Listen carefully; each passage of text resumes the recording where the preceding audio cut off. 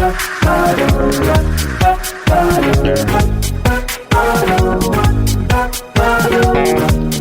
this is Carrie from Wrap Your Head Around Silks. This is the Expecting Ariels podcast, now with the Digit Network. Thanks so much for tuning in. I cannot believe this, but this is season 5. So thanks to you. This is a thriving podcast, reaching the corners of the world, all the women out there, and I'm so excited and proud to be with you. If you haven't listened to the Artist Entrepreneur podcast, my new podcast with Noah Dock and Amanda Ritchie, please check it out. It's going to be on this feed on Thursdays. We're 3 artists navigating our businesses. We have so much fun. Please check it out. It'll be in your inbox on Thursdays. And just announced September 26th to the 28th, I'll be at NECA, the New England Center for Circus Arts, for an 11-hour weekend silks immersion. So it's a retreat-esque without being a full retreat. And I'd love to see you there. It's picturesque Vermont. My flagship course, beginner to intermediate aerial silks, online for anybody in the world. And of course, Aero Rehab, which is meant to be the bridge between PT and your favorite aero class. I'm teaching all over the place this year. Austin, Oaxaca, Ohio, and DC this summer. And of course, NECA in the fall. Let's get started. Yeah, I mean, I got a 5-year-old and things just, it's like everything's like in pencil. You know what I'm saying? I definitely get it because, got a 3-year-old myself. So 3-year-old. Okay. Yes, let's get into this. Sarah, where does this find you? So yes, I have a 3-year-old son. He'll be 4 in August, and I'm actually 14 weeks pregnant right now with my second. Okay. Did I know that? I don't know, to be honest. You know what? I very often go through the page, the Facebook page, and just look at comments and stuff. I'm like, oh, this could be interesting. So if you said on there that you were pregnant already, it was probably that. Yeah, it could have been. Okay. So where do you live? I live in Maryland. So if we want to be specific, I live Bowie, Maryland, which is like 20 minutes from Annapolis, 40 minutes from Baltimore, like 35 minutes from DC.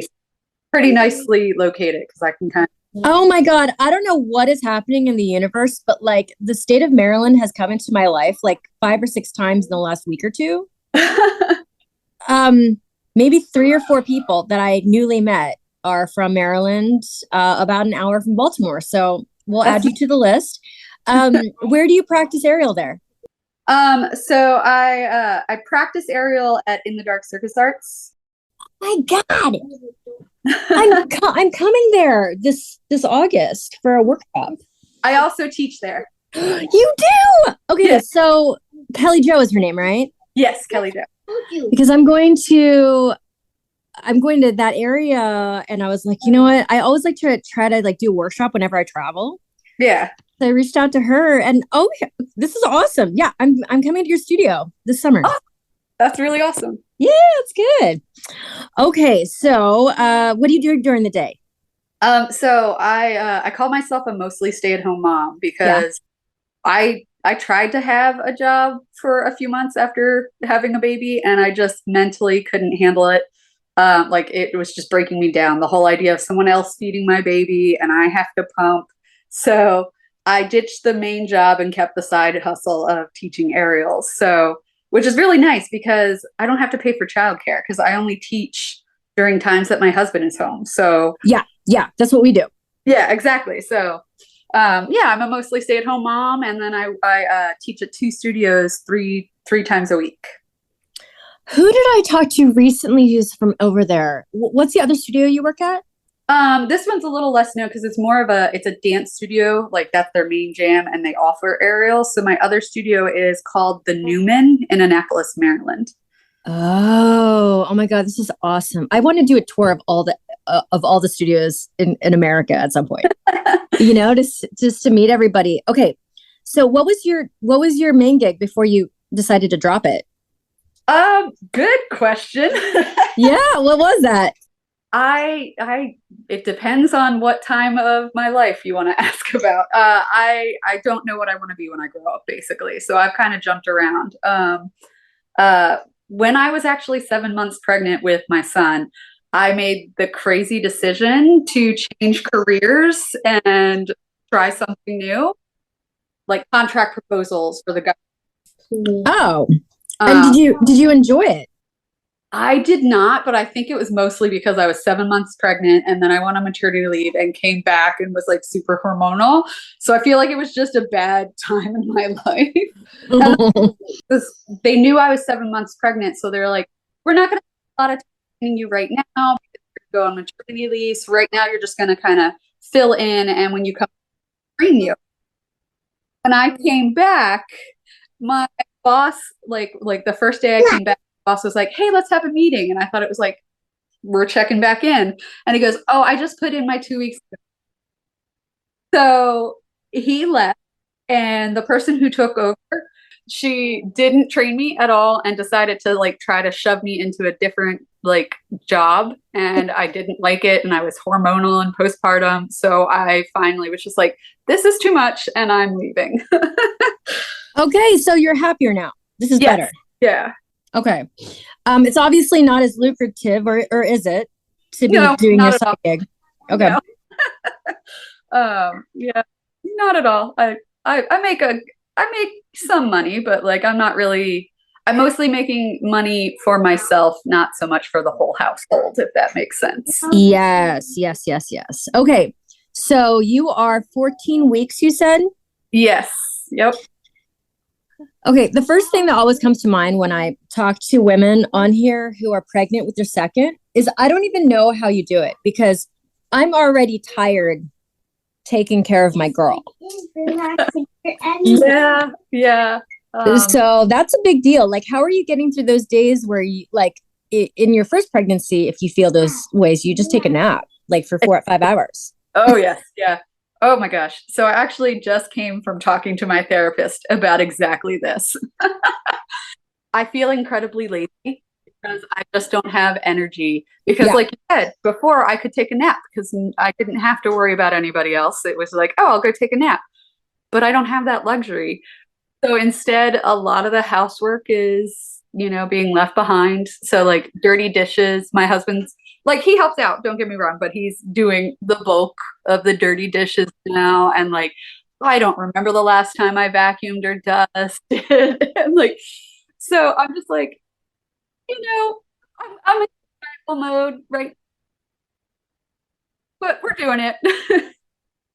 Yeah, I mean, I can't even imagine, because really, like, one is hard enough, and then I don't know how these women do it. At 14 weeks, are you having symptoms, or is it like chill?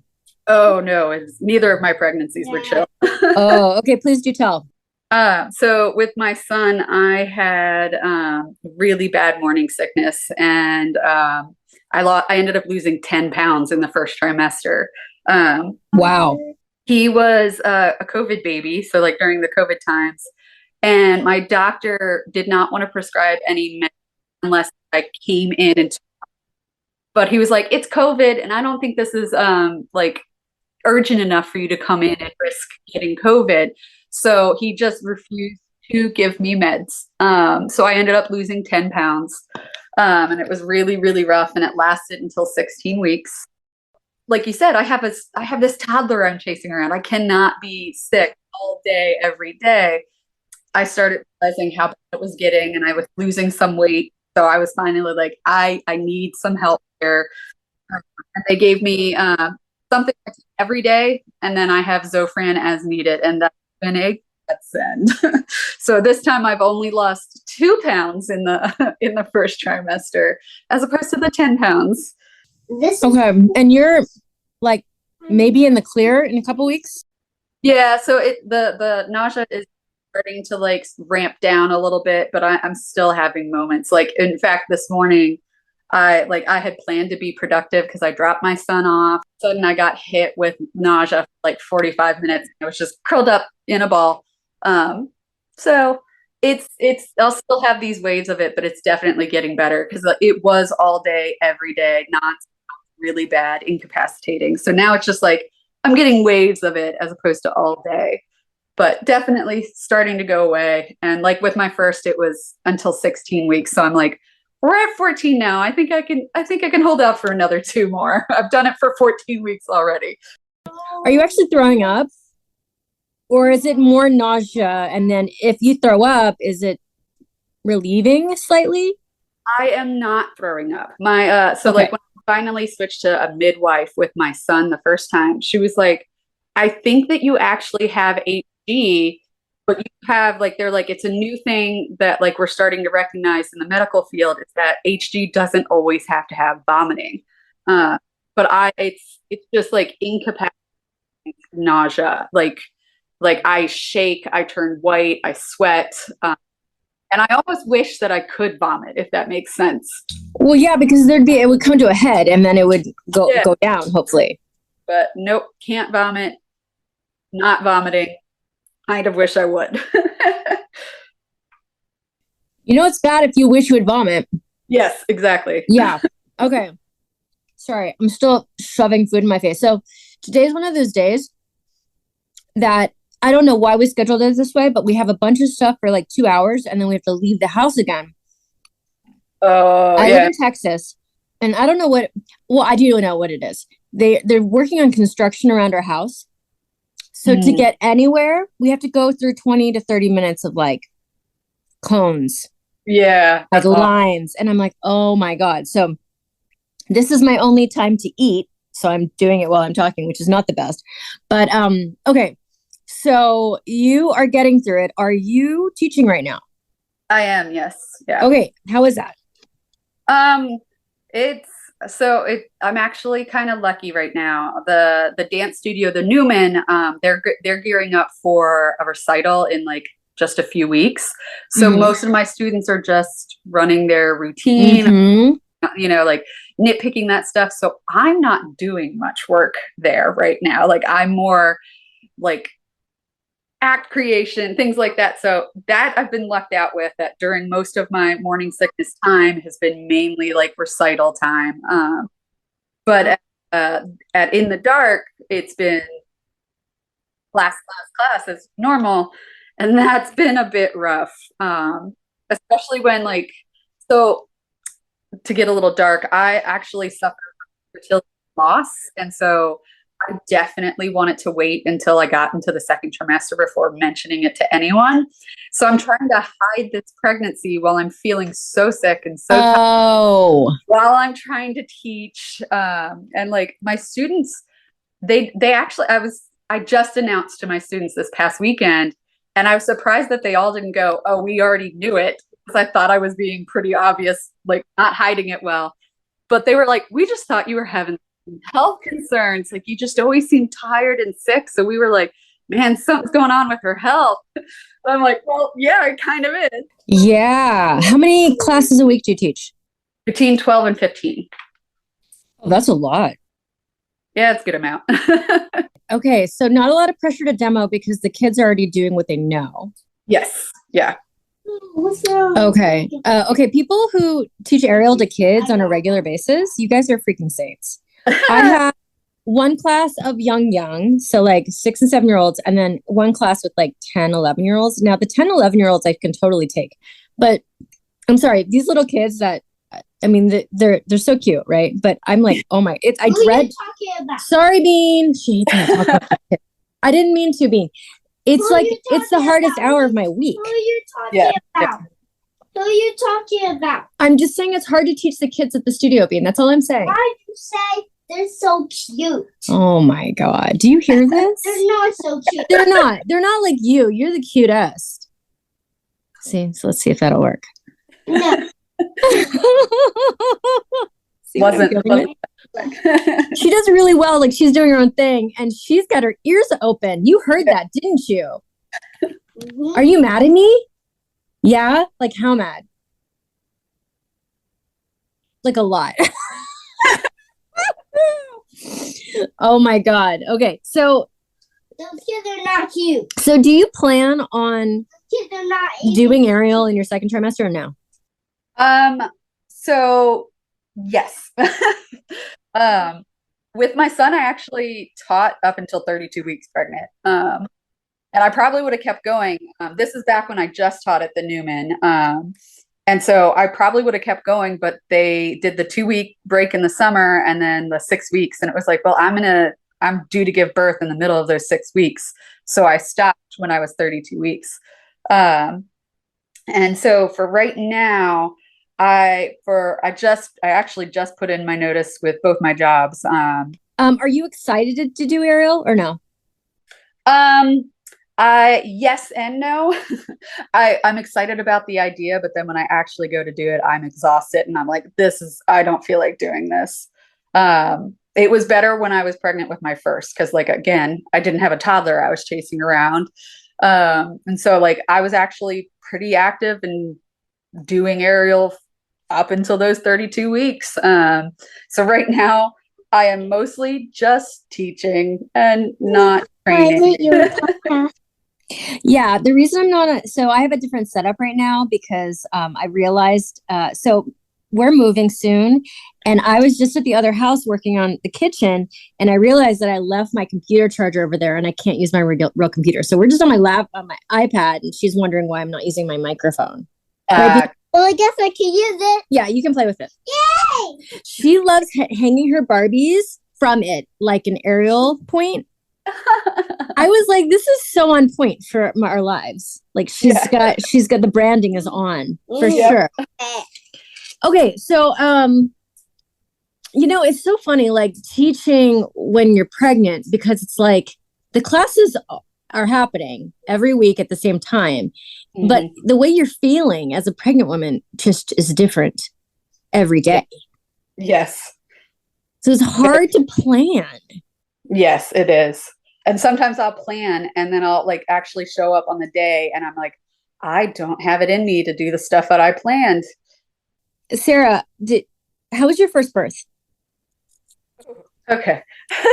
Oh, we got a story behind every door that we open here. It was slightly traumatic, but it wasn't as traumatic as like neither of us were about to die. But it was more just like, no, doctor's not listening to me and things like that. So I went to 41 weeks, and on a Wednesday, I woke up at 4 a.m. and I was just lying there and I was like, why am I awake?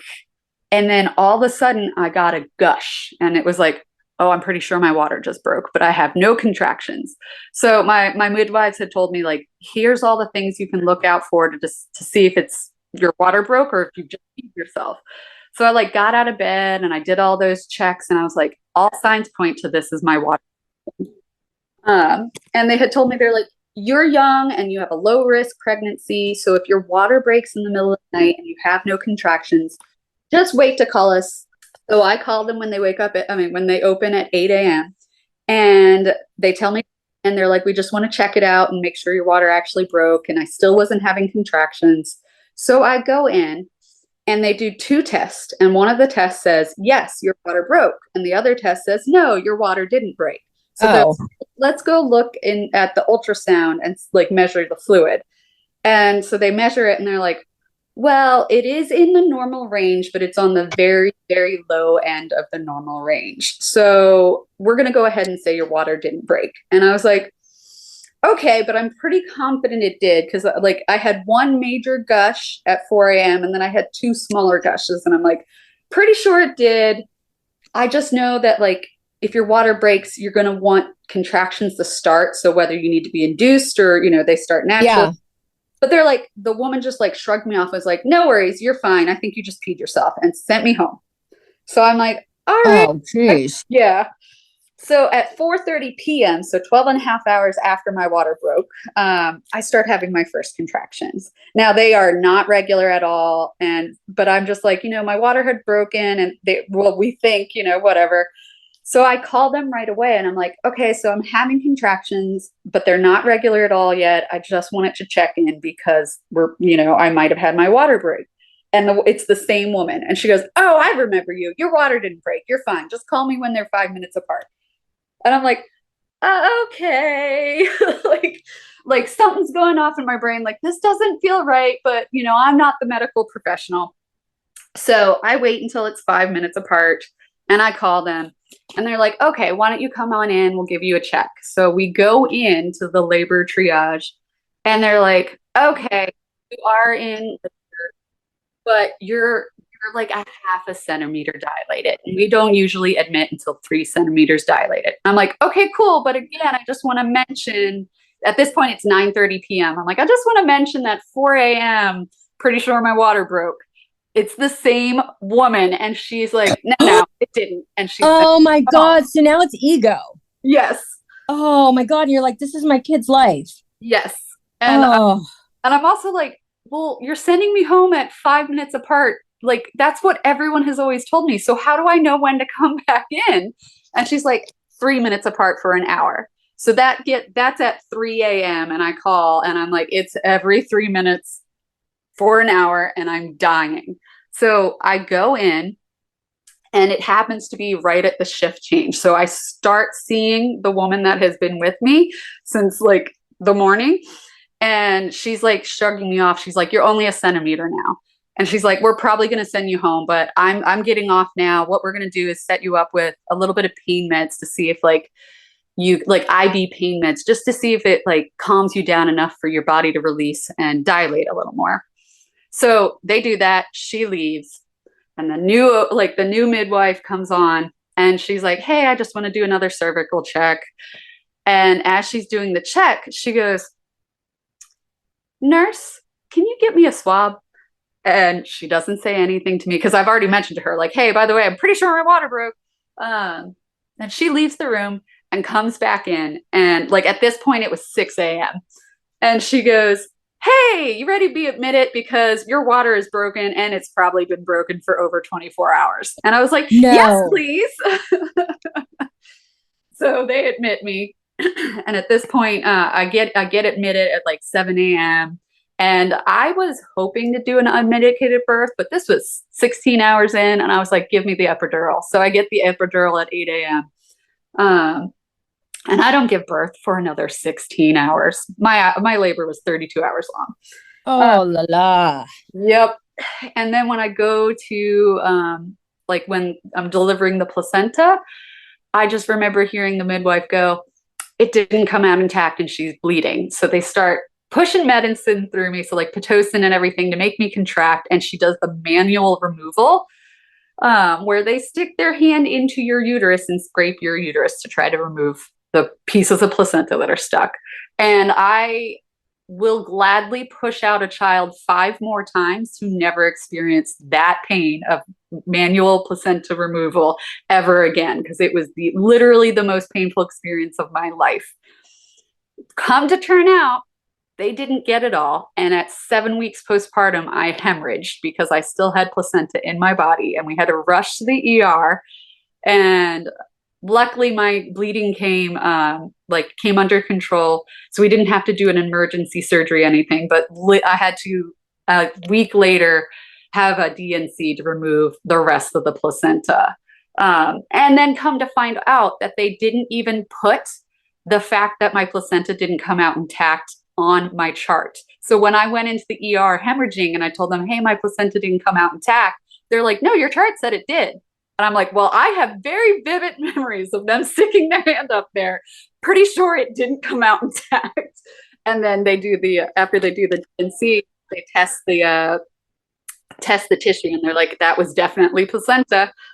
So it was a lot. Like, so it wasn't like traumatic, like none of us were like at risk to die or anything, but it was just more, they weren't listening. They didn't, put it in my chart. And so then I wasn't being listened to and believed later. And it was a lot. It was a lot. And I'm still processing it right now, if I'm being honest. Number one, I'm going to save my outrage for my number 2. So number 1, I was just talking about this to my guest right before, like last week. And we were trying to figure out what happens if the placenta doesn't come all the way out. Yeah, you end up hemorrhaging. Okay. And when they're scraping the uterus, does the epidural, is it worn off by now? Like No, it just doesn't work. It's just incredibly painful. Like, because so like a baby just came out of there. So their hand fits up there just fine. But it's more the fact that your uterus is super tender. It just did a lot of work. they one hand is in there and they're literally scraping the inside, and the other hand is pushing down on your belly Right. to so they have pressure, so that Yep. they have like something to scrape against. Yep. And then it's also helping with like your uterus to contract, to try to like force out the placenta, to close down where the placenta was attached so it's not bleeding as much. But it was just, I like, it was so painful because like I had the epidural, and like when I went to go push, it was like, oh, okay, I can definitely feel some of this. Cause like while I was just contracting and stuff, it was like, oh, I feel the pressure, but I don't feel the pain. And then when I went to push, it was like, okay, I definitely feel some pain, but it's definitely manageable. And then when the manual placenta happened, it was like, this is not manageable. I felt like I felt everything, but I still had the epidural. And they even upped it for me like during it, but it was just so incredibly painful. God, women have to go through so much crap. I know. And like I'm also like a certified yoga instructor, and so while I was laboring, I was like super zen, focusing on breathing. I wasn't screaming, and all the nurses were like, you are doing great. And this is even before I had like the epidural. They're like, you're handling this really well. No screaming, nothing like that. When they started doing this, I was screaming bloody murder. Like my sister was in the room with me, and she was like, I was so terrified. She was like, the way you were screaming, she says she's still processing it. Like primal. Yes. Awesome. Oh my God. I mean, it's like the men, they don't have to go through any physical pain. No. You know what I'm saying? Yep. It makes me a little bit more resentful than my normal. Yeah. Normal is a little bit resentful in the first place. Okay. Oh, wow. Okay. So I don't know the answer to this. When does it get dangerous that your water's been broken for how long? And then you know what I'm saying? Like, yeah. Usually they want you to have started contractions by 12 hours. And I don't know if they want you, like, because I remember, like, it's been 3 or so years or whatever. I remember the numbers 12 and 18. So I don't know if it was like your contractions should start by 12 and you should be delivered by 18 or something like that, which also, if it was me, it's obviously not happening because it took 32 hours. But it's more the risk of infection for both of us, because like obviously bacteria can now get in there. So like the baby can be infected, and then obviously there's no mucus plug, there's no blocking from the sac, so bacteria can get into my uterus and I can have an infection as well. So we actually ended up we had to stay like I think it was like 12 hours longer at the hospital. I can't remember how much longer, but we had to stay longer than most of the women at that hospital would stay, because they just wanted to make sure that neither of us spiked a fever or anything like that. So yeah, like the 12 and the 18 hours, those two numbers stick in my head. So something like that. Okay. And okay. By the way, I really do think that the word trauma, you don't have to be on your deathbed. Like traumatic me means it was not a good experience. And it was like an extremely bad experience. To not be listened to and to have turned out to be right. It's just like this woman was wrong multiple times. Yep. I mean, for her own like liability, wouldn't you have imagined somebody just like give you not the benefit of the doubt necessarily, but just like humor you type of thing? Yeah.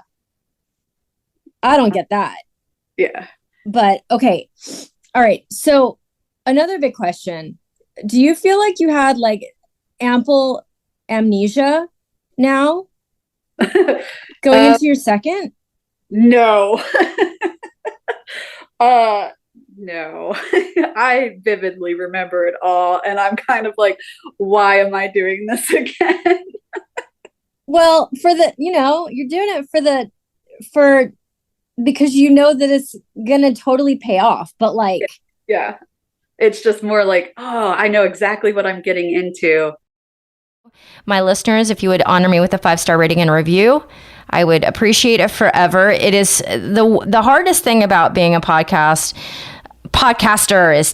is to get your podcast out to the people who want to listen. So the best way to do that is to have a good star rating and just ride that algorithm. So I really appreciate if you guys would just open the Apple app and leave me a review. It makes such a difference. I appreciate you. I also have Greener Grass with Digitant Podcasts with my friend Kelly McVeigh. If you want to hear my voice twice a week, it's there for you. It's light, it's heartfelt, and we bring on some really amazing guests. All right, my friends, over and out. This is Carrie from Wrap Your Head Around Silks. This is The Expecting Aerialist.